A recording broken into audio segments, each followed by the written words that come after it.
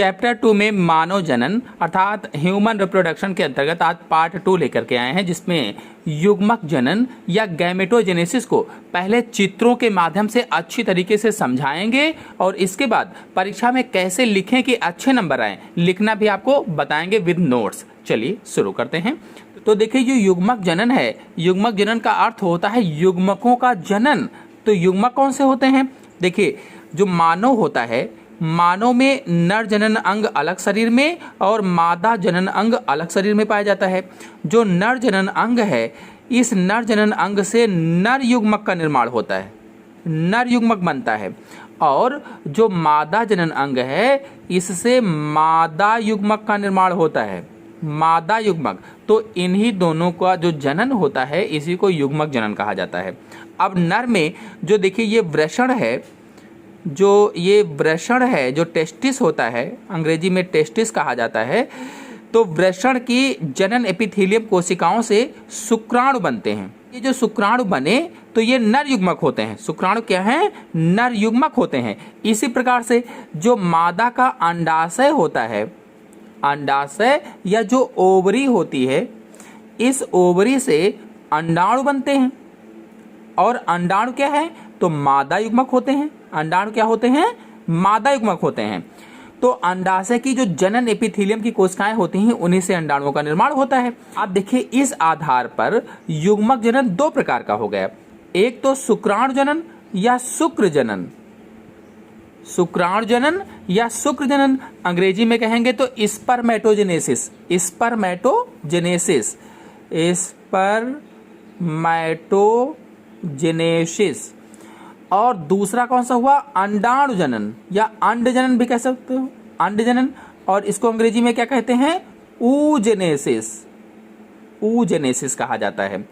तो युग्मक जनन दो प्रकार का हो गया, एक तो शुक्र जनन या स्पर्मेटोजेनेसिस और दूसरा अंड जनन या ऊजेनेसिस। अब शुक्र जनन क्या है? परिभाषा पूछी जाती है कि शुक्र जनन किसे कहा जाता है। तो देखिए, यहां पर जो वृषण है, इस वृषण की जनन एपिथेलियम की जो कोशिकाएं होती हैं, जनन एपिथेलियम की जो कोशिकाएं होती हैं, इन कोशिकाओं से, इसके अंदर जो जनन एपिथेलियम की कोशिकाएं होती हैं, उन कोशिकाओं से शुक्राणुओं के बनने की क्रिया ही शुक्र जनन कहलाती है। शुक्राणुओं के बनने की क्रिया ही क्या कहलाती है? शुक्र जनन कहलाती है। अब यहाँ पर अंडाशय की जनन एपिथेलियम की कोशिकाओं से अंडाणुओं के निर्माण की क्रिया या अंडाणुओं के बनने की क्रिया अंड जनन कहलाती है। और अगर युग्मक जनन की परिभाषा पूछी जाए, युग्मक जनन किसे कहते हैं, तो बताएंगे वृषण अथवा अंडाशय, दोनों को एक साथ बताएंगे। वृषण अथवा अंडाशय की जनन एपिथेलियम की कोशिकाओं से युग्मक निर्माण की क्रिया, युग्मक निर्माण की क्रिया को ही युग्मक जनन कहा जाता है या गैमेटोजेनेसिस कहा जाता है। युग्मक जनन दो प्रकार का होता है, शुक्र जनन या अंड जनन। शुक्र जनन क्या है पूछा जाए तो वृषण की जनन एपिथेलियम कोशिकाओं से शुक्राणुओं के बनने की क्रिया शुक्र जनन कहलाती है। और अंड जनन पूछा जाए क्या है, तो अंडाशय की जनन एपिथेलियम कोशिकाओं से अंडाणुओं के बनने की क्रिया अंड जनन कहलाती है। इतना आपको पता चल गया कि युग्मक जनन क्या होता है, ये दो प्रकार का है, शुक्र जनन क्या है, अंड जनन क्या है, आपको पता चल गया। अब देखिए, एक एक करके इन दोनों की प्रोसेस समझाते हैं कि कैसे ये होती है क्रिया। चलिए, सबसे पहले शुक्र जनन को समझा देते हैं और इसके बाद अंड जनन को समझाएंगे। सबसे पहले शुक्र जनन को समझाते हैं और इसके बाद अंड जनन को समझाएंगे। चलिए शुरू करते हैं। तो देखिए, सबसे पहले हेडिंग डालेंगे शुक्र जनन, लिखेंगे स्पर्मेटोजेनेसिस, अंग्रेजी का वर्ड है। वृषण की जनन एपिथेलियम कोशिकाओं में अर्धसूत्री विभाजन के बाद शुक्राणुओं के निर्माण की क्रिया शुक्र जनन कहलाती है। अभी मैंने परिभाषा आपको अच्छे से समझाया भी था। अब ये प्रोसेस कैसे होगी ये जान लेते हैं। तो देखिए, वृषण की जो जनन एपिथेलियम की कोशिकाएं होती हैं, वो थोड़ा सा, जिनसे शुक्राणु बनने होते हैं, वो थोड़ा सा बड़ी हो जाती हैं। तो शुक्र जनन की जो प्रोसेस है, ये मुख्य रूप से दो भागों में पूरी होती है। स्पर्मेटिड का निर्माण, ये पहला भाग हो जाएगा। और दूसरा भाग कौन सा होगा? शुक्र कायांतरण, शुक्र कायांतरण। 2 चरणों में शुक्र जनन की प्रक्रिया पूरी होती है। तो जो स्पर्मेटिड का निर्माण है इसको मुख्य रूप से 3 चरणों में बांटा गया है। पहला गुणन प्रावस्था, गुणन प्रावस्था हो जाएगी। दूसरा वृद्धि प्रावस्था, वृद्धि प्रावस्था। और तीसरा है परिपक्वन प्रावस्था, परिपक्वन प्रावस्था। तो स्पर्मेटिड के निर्माण में आप देखिए, पहले गुणन प्रावस्था को इधर समझते हैं। ये जो वृषण की जनन एपिथेलियम की कोशिकाएं होती हैं जिनसे शुक्राणु बनना होता है वो थोड़ा सा बड़ी हो जाती हैं और फिर इसमें समसूत्री विभाजन होगा। समसूत्री विभाजन द्वारा ये बार बार विभाजित होती रहती हैं। इनमें समसूत्री विभाजन होता है और समसूत्री विभाजन के द्वारा ये बार बार विभाजित होती जाती हैं इस तरह से। अब ये फिर 2 में विभाजित हो जाएंगी इधर।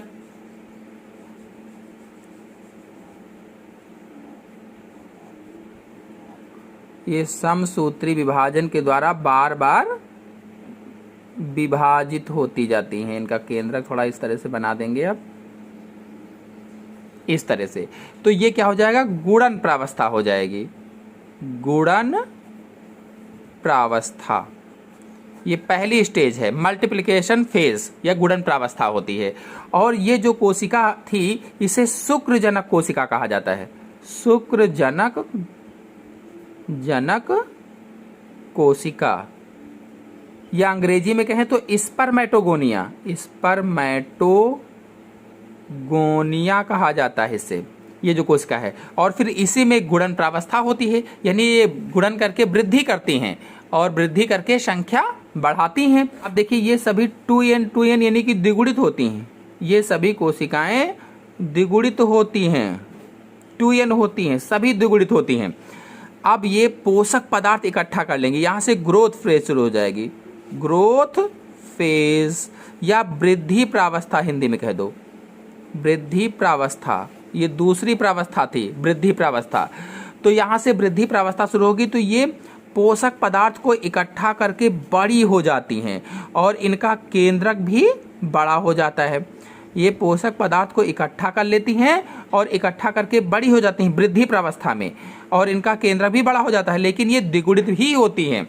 और इनका नाम क्या हो जाएगा फिर, इनका नाम होगा प्राथमिक शुक्र कोशिका या शुक्रजन कोशिका, प्राथमिक शुक्रजन कोशिका, या अंग्रेजी में कहें तो प्राइमरी स्पर्मेटोसाइट। अब ये पोषक पदार्थ को इकट्ठा करके बड़ी हो गई हैं, अब फिर से इसमें विभाजन होगा और विभाजन में इस तरह से उतनी ही बड़ी बड़ी कोशिकाएं आपको बना लेना है और केंद्रक भी बना करके इसका जेनेटिक मटेरियल आपको बना लेना है।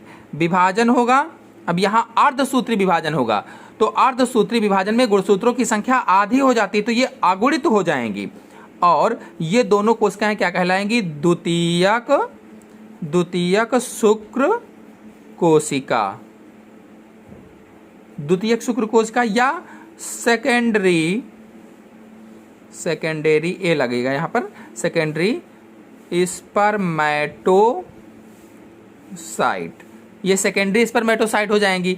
और इसके बाद में फिर से इसमें विभाजन होगा इस तरह से, और विभाजित हो करके अब चूंकि ये सभी अगुणित थी, हैप्लॉइड थी, इस तरह से कोशिका स्पर्मेटिड बन जाएंगी। इन्हें क्या कहेंगे, स्पर्मेटिड कहेंगे ये। और स्पर्मेटिड बनने में यहाँ पर 2 परिपक्व विभाजन हुए हैं, एक तो यहाँ परिपक्व हुई हैं और दूसरी यहाँ पर परिपक्व हुई हैं। 2 परिपक्व विभाजन के बाद में स्पर्मेटिड का निर्माण हो गया है और यहाँ से फिर अब शुक्र कायांतरण होगा। स्पर्मेटिड का निर्माण हो गया है, अब यहाँ से क्या होगा, शुक्र कायांतरण शुरू होगा। शुक्र कायांतरण, शुक्र कायांतरण में क्या होता है, ये जो कोशिकाएं थी ये सभी कोशिकाएं शुक्राणु में बदल जाती हैं। और शुक्राणु में कैसे, तो देखिए ये जो कोशिकाएं थी ये अचल थी, चल नहीं थी, नॉन मोटाइल थी, लेकिन अब शुक्राणु में बदल गई तो गोल स्पर्मेटिड एक चल धागे नुमा संरचना में बदल गया है। चल धागे नुमा संरचना में चेंज हो गया है और जो इनका कोशिका द्रव्य होता है वो विलुप्त हो जाता है। और जो इसका सेंट्रियोल था, जो सेंट्रियोल है वो फ्लैजिलम बना लेता है। फ्लैजिलम, ये जो फ्लैजिला बन गया है पूंछ जैसा आपको दिख रहा है, ये सेंट्रियोल होता है। कोशिका का सेंट्रियोल फ्लैजिलम बना लेता है। और जो माइटोकॉन्ड्रिया इसमें पाई जा रही थी वो इसकी गर्दन में आ जाती है। माइटोकॉन्ड्रिया इसकी गर्दन में आ जाती है, सर्पिलाकार आकार में आ जाती है। और जो गाल्जी काय था वो यहाँ पर जो इसका शीर्ष होता है एक्रोसोम के रूप में आ जाता है। और इसका जो केंद्रक था वो थोड़ा सा लंबाई में बढ़कर के अंडाकार रूप ले लेता है और बीच में आ जाता है। इस तरह से ये जो स्पर्मेटिड है इनका शुक्र का आयंत्रण होता है और ये शुक्राणु बन जाते हैं। तो इस तरह से शुक्र जनन हो जाएगा। चलिए अब अंड जनन को समझाते हैं, इसके बाद लिखना भी आपको बताएंगे। तो देखिए अंड जनन की प्रोसेस में मैंने बताया था, oogenesis में बताया था, आपको अभी समझाया था कि अंडाशय की जनन एपिथेलियम कोशिकाओं में अर्धसूत्री विभाजन के बाद अंडाणुओं के निर्माण की क्रिया को अंड जनन कहा जाता है। अब देखिए जो अंड जनन की क्रिया है oogenesis है, ये 3 चरणों में पूरी होती है। पहला है गुणन प्रावस्था, गुणन प्रावस्था हो जाएगी। और दूसरा हो जाएगा वृद्धि प्रावस्था, वृद्धि प्रावस्था हो जाएगी। और तीसरा हो जाएगा परिपक्वन प्रावस्था। ये अंड जनन की क्रिया 3 चरणों में पूरी होती है। चलिए इन तीनों चरणों को अच्छी तरीके से चित्र के माध्यम से समझा देते हैं। देखिए जनन एपिथेलियम की कोशिकाएं, उसमें जिससे अंडा बनना होगा वो थोड़ी सी बड़ी हो जाती हैं और इसके बाद समसूत्री विभाजन के द्वारा विभाजित होती हैं। उसमें भी समसूत्री विभाजन होता है और इस तरह से समसूत्री विभाजन के द्वारा वे विभाजित होकर संख्या बढ़ाती हैं, यानी संख्या में बढ़ती हैं। जल्दी से बना देते हैं। समसूत्री विभाजन होगा इस तरह से और समसूत्री विभाजन के द्वारा संख्या बढ़ाएंगी इस तरह से। तो ये क्या हो जाएगी, गुणन प्रावस्था हो जाएगी, गुणन प्रावस्था। और इसे क्या कहेंगे, ऊगोनिया कहेंगे, ऊगोनिया या ऊगोनियम या प्राथमिक जनन कोशिका भी आप कह सकते हैं। अब देखिए गुणन प्रावस्था हो गई है। अब इसमें से सब में एक ही जैसा होगा, एक कोशिका में बता देते हैं, बाकी में भी ऐसे ही होगा। ये सभी 2n होती हैं, ये भी याद रखिएगा, द्विगुणित होती हैं, ये सभी द्विगुणित होती हैं। और यहाँ से वृद्धि प्रावस्था शुरू होगी, वृद्धि प्रावस्था यहाँ से शुरू हो जाएगी। अब वृद्धि प्रावस्था में ये पोषक पदार्थ इकट्ठा करके काफ़ी बड़ी हो जाती है और इसका केंद्रक भी बड़ा हो जाता है। इस तरह से जो कोशिका थी काफ़ी बड़ी हो गई है और अब ये क्या कहलाएगी, oocyte कहलाएगी, oocyte या प्राथमिक अंडक कहलाएगी, प्राथमिक अंडक या प्राइमरी एग कहलाएगी। इस तरह से हम लिख देंगे। और ये भी क्या होती है, 2n होती है, द्विगुणित होती है और फिर से इसमें विभाजन होगा। अब इसमें विभाजन होने में एक कोशिका तो उतनी ही बड़ी रहती है लेकिन दूसरी कोशिका छोटी हो जाती है। इस छोटी कोशिका को पोलर बॉडी कहा जाता है, पोलर बॉडी या ध्रुव कोशिका, ध्रुव कोशिका कहते हैं। पोलर बॉडी कहो चाहे ध्रुव कोशिका कहो या फर्स्ट पोलर बॉडी आप कह सकते हो, क्योंकि पहली कोशिका बनी हुई है। ये n हो जाएगी, ये भी n हो जाएगी और ये क्या हो जाएगी, ऊटिड हो जाएगा, ऊटिड। और इसके बाद में फिर से इसमें विभाजन शुरू होता है और एक कोशिका, देखिए थोड़ा सा इधर बढ़ा देते हैं, एक कोशिका ये इसमें केंद्रक वगैरह स्पष्ट होने लगता है। इस तरह से ये ओवा बनाएगी, अंडा बनाएगी, n होती है, अगुणित होती है और इधर छोटी कोशिका बन जाएगी जिसे second polar body, second polar body आप कह सकते हैं। और इधर इसमें भी विभाजन होगा। तो ये जो पोलर बॉडी होती है ये पोलर बॉडी का ही निर्माण करती है इस तरह से। तो इस तरह से इसमें 3 पोलर बॉडी हो जाएंगी, 3 पोलर बॉडीज। इस तरह से केवल एक अंडे का निर्माण होगा, एक कोशिका से एक अंडे का निर्माण होगा। जबकि शुक्राणु में क्या था कि एक कोशिका से 4 शुक्राणुओं का निर्माण हो रहा था, लेकिन अंडाणु जनन में क्या है कि एक कोशिका से केवल एक ही अंडा बन रहा है। अभी वो भी बन भी नहीं गया क्योंकि निषेचन के पहले तक, निषेचन के बाद तक की क्रिया होती रहती है। तो इस तरह से इसमें परिपक्वन विभाजन भी होगा। यहाँ से वृद्धि प्रावस्था थी, यहाँ से परिपक्वन विभाजन होता है, यानी कि ये परिपक्व होते हैं, मैच्योर होते हैं। और आपको बता दें कि इसमें गुणसूत्रों की संख्या देखिए यहाँ द्विगुणित थी, फिर यहाँ से अर्धसूत्री विभाजन होता है, तो अर्धसूत्री विभाजन से गुणसूत्रों की संख्या आधी रह जाती है, आधी, और एक कोशिका इसमें से छोटी और एक बड़ी हो जाती है। जो ये छोटी वाली कोशिका है इसे प्रथम ध्रुव कोशिका या फर्स्ट पोलर बॉडी कहा जाता है, और जो बड़ी वाली कोशिका है इसे द्वितीयक अंडक कहा जाता है। वो प्राथमिक अंडक था, ये प्राथमिक अंडक था, ये द्वितीयक अंडक हो जाएगा। और इसके बाद में फिर से इसमें विभाजन होता है, तो ये सेकंड पोलर बॉडी हो जाएगी, ये द्वितीय ध्रुव कोशिका हो जाएगी। और आपको यहीं पर बता दें ये जो सेकंड वाला होता है ये अंडवाहिनी के अंदर होता है। द्वितीयक परिपक्वन विभाजन कहाँ होता है? अंडवाहिनी या ओविडक्ट के अंदर होता है द्वितीयक परिपक्वन विभाजन, और उस समय तक होता रहता है जब तक कि शुक्राणु इसमें प्रवेश नहीं कर जाता है। और इसके बाद सब इधर पोलर बॉडीज का निर्माण होता है, धीरे धीरे करके ये पोलर बॉडीज समाप्त हो जाती हैं। इस तरह से अंडजनन की प्रक्रिया भी पूरी हो जाती है। चलिए ये अंडजनन और शुक्रजनन कैसे लिखेंगे परीक्षा में आपको समझाते हैं।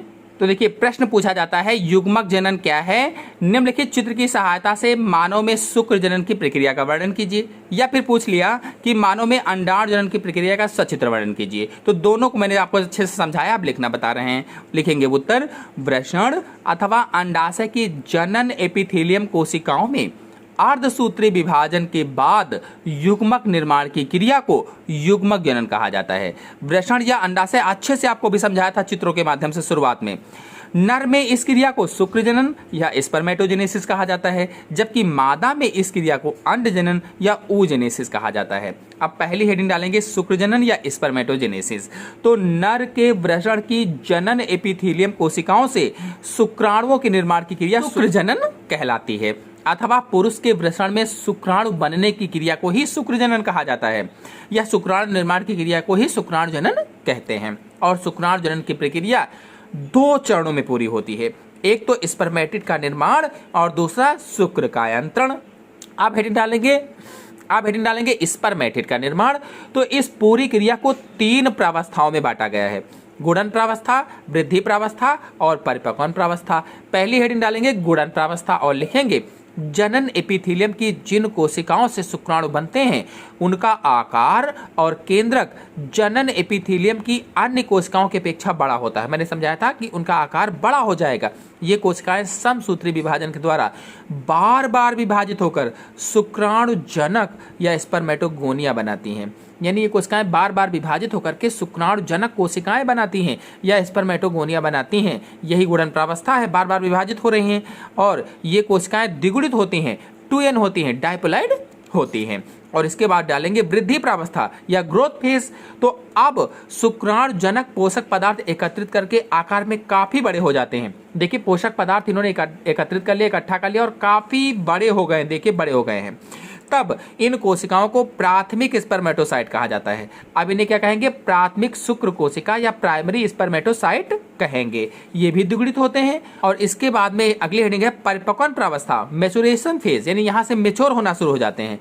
तो प्राथमिक स्पर्मेटोसाइट से अर्धसूत्री विभाजन के द्वारा, यानी यहाँ इसमें अर्धसूत्री विभाजन होगा अब, और अर्धसूत्री विभाजन के द्वारा द्वितीयक स्पर्मेटोसाइट बनते हैं। देखिए अर्धसूत्री विभाजन में क्या होता है कि गुणसूत्रों की संख्या आधी रह जाती है। यहाँ डिप्लॉइड थे, यहाँ हैप्लॉइड हो जाते हैं, n बचते हैं, जिससे स्पर्मेटिड बन जाते हैं। और जब द्वितीयक परिपक्वन विभाजन हो जाता है तो ये स्पर्मेटिड का निर्माण हो जाता है।